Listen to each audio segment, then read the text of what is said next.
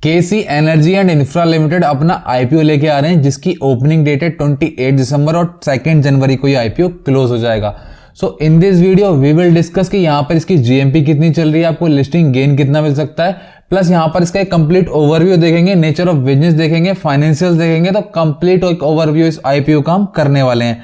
सो सबसे पहले बात कर लेते हैं आईपीओ की। तो यहाँ पर ये 15 करोड़ का इश्यू साइज लेके आई है और सारा का सारा यहाँ पर एक फ्रेश इशू है। अगर बात करें कंपनी की तो कंपनी जो है 2015 में इनकॉर्पोरेट हुई थी। अभी जो कंपनी सर्विस प्रोवाइड कर रही है वो इलेक्ट्रिसिटी ट्रांसमिशन एंड डिस्ट्रीब्यूशन की जो सर्विसेज होती हैं उनको प्रोवाइड करती है।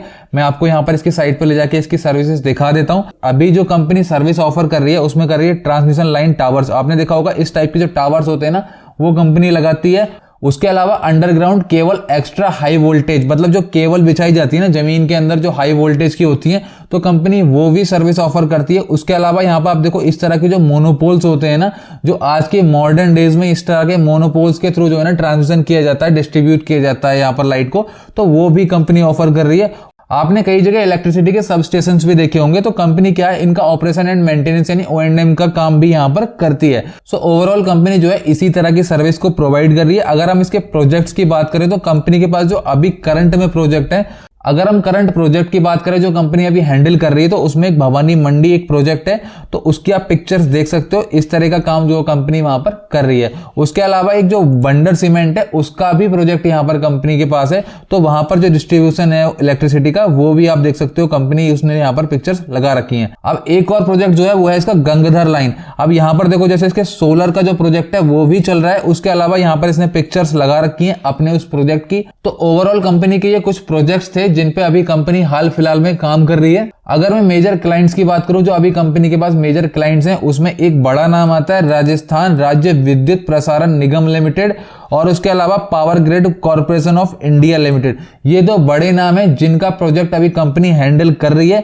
उसके अलावा कुछ हमारी लिमिटेड कंपनी भी हैं जिसका ये प्रोजेक्ट हैंडल करती है, जैसे कि हमारा वंडर सीमेंट हो गया, HG इंफ्रा इंजीनियरिंग हो गया, उसके अलावा गवार कंस्ट्रक्शन लिमिटेड हो गया, उसके अलावा हमारा राज्यसमा कंस्ट्रक्शन प्राइवेट लिमिटेड हो गया। इस तरह की कंपनीज हैं जिनके प्रोजेक्ट अभी कंपनी के पास हैं। अगर मैं मैन पावर की बात करूं तो अभी टोटल कंपनी में जो है 174 एम्प्लॉइज हैं, जिसमें 18 प्रोजेक्ट मैनेजर्स हैं और 30 उसमें सुपरवाइजर्स हैं एंड 126 हमारे स्किल्ड वर्कर्स हैं। अब बात कर लेते हैं फाइनेंशियल्स की, आखिर कंपनी के फाइनेंशियल्स कैसे हैं। अगर मैं बात करूं एसेट्स की तो 2021 में जो कंपनी के एसेट्स थे वो 38 करोड़ के थे, जो आज के डेट में बढ़कर हो चुके हैं अप्रोक्स 83 करोड़ के। अगर मैं बात करूं रेवेन्यू की तो 2021 में जो रेवेन्यू था वो था हमारा 35 करोड़ का, जो आज के डेट में अप्रोक्स हो चुका है 9 करोड़ का। जो ये डेटा है वो जून तक का ही डेटा है। दैट मीन्स रेवेन्यू में थोड़ी सी गिरावट आई है, क्योंकि यहां पर अगर आप इसको 4 टाइम करोगे एक ईयर का कैलकुलेट करने के लिए तो ये अप्रोक्स हमारा 40 करोड़ हो जाएगा। अगर प्रॉफिट आफ्टर टैक्स की बात करें तो 2021 में जो प्रॉफिट था वो था अप्रोक्स 1 करोड़ 87 लाख का, अब जो कि 2023 में अप्रोक्स 5 करोड़ 50 लाख का हो गया था। अब 2023-30 जून तक अगर बात करें तो ये अप्रोक्स है 1 करोड़ 20 लाख। अगर इसको आप 4 टाइम भी करते हो तो ये अप्रोक्स 5 करोड़ का हो जाएगा। अगर आप प्रॉफिट आफ्टर टैक्स देखोगे तो वो इतना कम नहीं हुआ है जितना हमारा रेवेन्यू कम हो गया, ये एक अच्छी चीज है। अगर हम नेटवर्थ की बात करें तो ये 13 करोड़ की थी 2021 में, जो आज बढ़कर हो चुकी है अप्रोक्स 23 करोड़ की। अगर हम रिजर्व एंड सरप्लस की बात करें तो 2021 में 13 करोड़ के आसपास का यहाँ पर रिजर्व एंड सरप्लस था, जो आज की डेट में अप्रोक्स 23 करोड़ का हो गया है। अगर आप पिछले साल भी देखोगे तो अप्रोक्स 22 करोड़ था, यानी कि आपके रिजर्व एंड सरप्लस में कमी नहीं आई है। प्रॉफिट भले ही थोड़ा सा कम हुआ लेकिन रिजर्व एंड सरप्लस आपके उतने ही है। अगर मैं बोरोइंग की बात करूं तो 2021 में 2 करोड़ 72 लाख की बोरोइंग थी और 22 में ये अप्रोक्स 6.5 करोड़ की हो गई।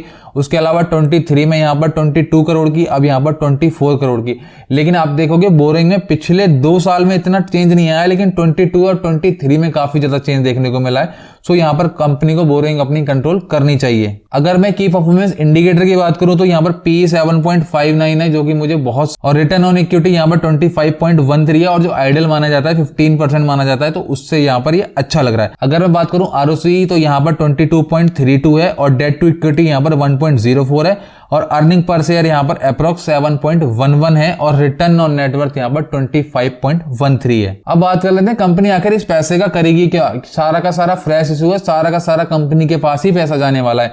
तो कंपनी ये कह रही है कि वो अपनी वर्किंग कैपिटल रिक्वायरमेंट है उसको इस पैसे से फुलफिल करने वाली है और जो जनरल कॉर्पोरेट पर्पस होता है उस पैसे का इसमें यूज किया जाएगा। सो फटाफट से एक बार आईपीओ की डिटेल्स देख लेते हैं। 28 दिसंबर को आईपीओ ओपन होगा, 2 जनवरी को क्लोज हो जाएगा और यहाँ पर जो प्राइस बैंड रखा गया है 51 से 54 आपको कट ऑफ मिल जाएगा और जो एक लॉट का साइज है उसमें आपको 2000 शेयर्स मिलेंगे और जो इसकी लिस्टिंग होगी वो NSE SME पे हो जाएगी और जो अलॉटमेंट होगा वो आपको 3 जनवरी को देखने के लिए मिल जाएगा और जो आईपीओ की क्लोज डेट है वो 2 जनवरी है और जो आपका इनिशिएशन है रिफंड का, अगर आपको अलॉटमेंट नहीं होता तो वो आपको 3 जनवरी को ही स्टार्ट हो जाएगा और आपके अकाउंट में जो शेयर आएंगे वो 4 जनवरी को आ जाएंगे और लिस्टिंग इसकी 5 जनवरी को आपको देखने के लिए मिल जाएगी। So if you are in retail category तो आपको एक लॉट अप्लाई करना पड़ेगा जिसके लिए आपको मिनिमम 1,08,000 रुपीज इन्वेस्ट करने पड़ेंगे। लेकिन अगर आप एक से ज्यादा लॉट अप्लाई करना चाहते हो then you will come under HNI category जहां पर आपको 2,16,000 मिनिमम इन्वेस्टमेंट करना पड़ेगा। अब बात कर लेते हैं जीएमपी और लिस्टिंग गेन की, कितनी इसकी जीएमपी चल रही है, कितना आपको लिस्टिंग गेन मिल सकता है। उससे पहले मैं आपको यह बता दूं मैंने टेलीग्राम चैनल बनाया हुआ है जिस पे आपको छोटी मोटी अपडेट मिल जाया करेंगी, जैसे कि आपको जीएमपी में कुछ भी चेंज होगा तो वहां पे पता लग जाएगा,